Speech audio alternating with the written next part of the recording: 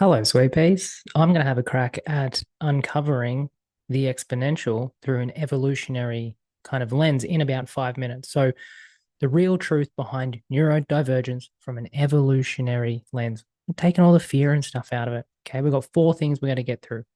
Law of complexity, the primary inner challenge if you fit into this functional neurodivergent kind of category, traits of the exponential, and then obstacles to this essential self. There's an essential self behind all of the mentality and all the neurodivergent stuff and all the world's bullshit. There's an essential self we're looking for here.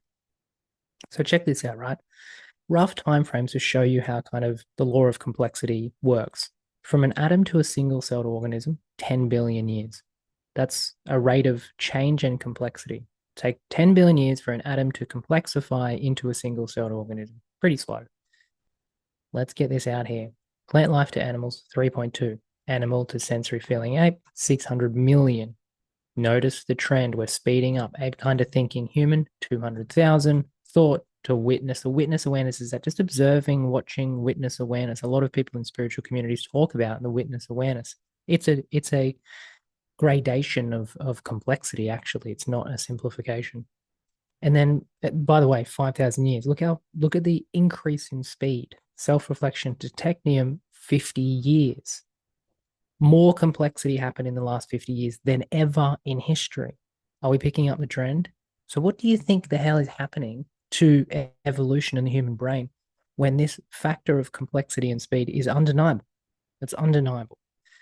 The law of complexity is very well known by the scientific community, but they don't use it because they have to rework their entire basis of their understanding if they were to try and build it in. Because the law of complexity breaks all the linear function of we move through time step by step. Law of complexity doesn't do that. It looks at speed and complexity. Simple as that. Guys, that's not going to stop. Okay, this is not going to stop. This evolution of complexity and speed, which culminates in the human central nervous system, it's getting faster and faster and faster and not slowing down. And it's happening right now and no one's paying attention to it. Okay, this sets up an inner challenge. The inner challenge at first is you have an inner complexity and depth that's only going to get more complex and more deep. The primary inner experience, I've been working in this field for so long, I've seen this wave come, is there's a huge cavern of depth in the exponential, huge cavern of depth. Now, that depth and complexity in you, you're going to fight every day against the culture around you, which tries to simplify and create norms. Okay. So, all of you little beauties out there, all of you little sweet peas, so vast and so different and so complex, and getting more and more vast and more complex.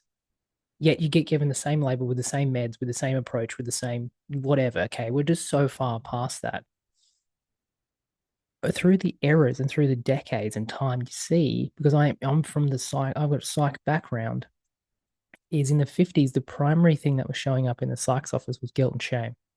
Okay. And this is usually kind of like religious guilt and shame and family guilt and shame. In the 70s, the primary complaint, the primary inner challenge was a sense of powerlessness. Think counterculture, 70s, hippies movement, India, industrialization, etc. 1990s was the time of the self-empowerment movement. Think Oprah and Tony Robbins kind of deal. And then the primary complaint was low self-worth. 2000s when we started our digital stuff, emptiness and depression was the primary challenge. Right now, you guys, you beauties watching this, there is a missing essential self. The complexity and the depth, right, is there's so much going on in you that there's a missing spot. There's a void in the heart where the essential self is supposed to be. The reason why there was more kind of essential stuff before is because all of the time frames before had to go through really kind of hard stuff. When now, I'm not saying it's not hard, I'm saying right now, because of the digital crazy kind of technium that we're in, we bypass a lot. And this is part of your parent stuff as well, but there's a missing essential self in the heart, and you'll feel it. You'll just feel like a general sadness all the time, no matter what you do. Everything you do, no matter how much you could be into it at the start, gets sucked into this missing essential self. There are things missing in you that all of the other generations that still exist in the world today, that still run shit, they don't know this. They don't know this about you. and they can't get at it and they can't talk about it. That's why you get hit with expectations and hit with all this stuff that you simply can't do. Like, yeah, good, I understand, but don't you know I actually can't do that, can't meet those expectations? There's missing spots in the heart. Okay. I've identified three main problems when working with people like this, and all age ranges, all intellects, all varying degrees of kind of financial success. It doesn't matter. If you're an exponential, you're an exponential. Here are the three main obstacles I've kind of picked up. Inertia in the normies. What I mean by that is there's like the acculturated mind is just patterned with habit. It's in inertia. It's sluggish. It's slow. It just wants to repeat the past. Don't change anything. It's inertia. It's not kind of like patriarchy and whatever. It's better described by errors and decades and centuries of mental inertia. That's our challenge number one. Our challenge number two is institutional belief, which is not institutions. It's not big pharma. It's not it's not the universities. It's not government. It's not. It's their beliefs that are really rough on the exponential because they're imposed. Okay.